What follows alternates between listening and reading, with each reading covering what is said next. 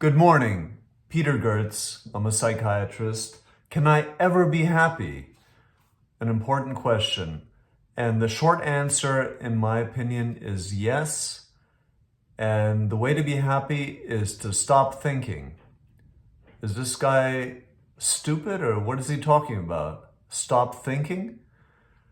So there's an ancient or old saying, which is stop thinking and lose your problems, which in my opinion is true. So this is simple, but not easy, not at all easy.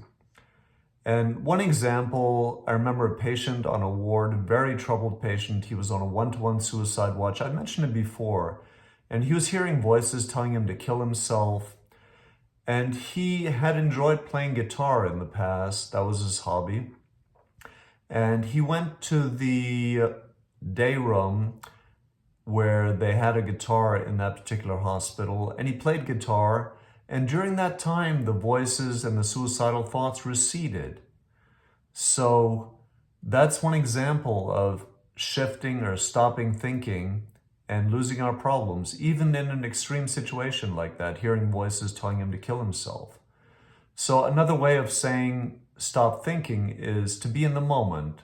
When we're right in the moment, immersed in something, we're not thinking, at least not thinking in a way that is critical or non-productive generally.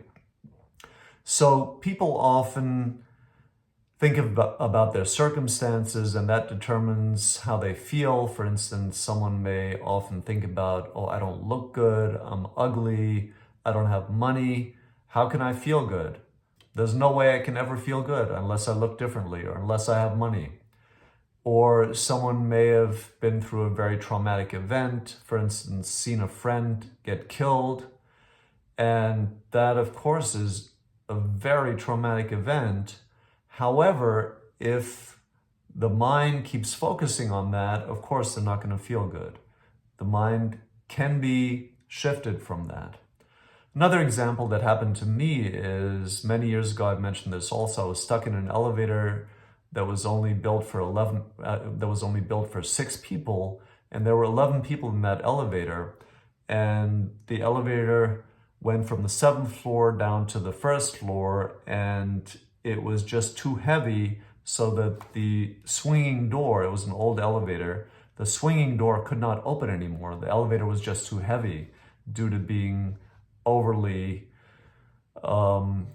stuffed with people. Instead of 6 people, which it was made for, there were 11 people in the elevator. And of those 11 people, there were very different reactions. So very different thinking in exactly the same situation. So your situation does not have to determine your thinking, does not have to determine your mood, because your thinking and beliefs in general are very connected with your mood. So how do we stop thinking? How do we lose our problems? So there are quite a few ways potentially to do that, and some are not so healthy, but very common. Many people drink alcohol to stop thinking or modify their thinking.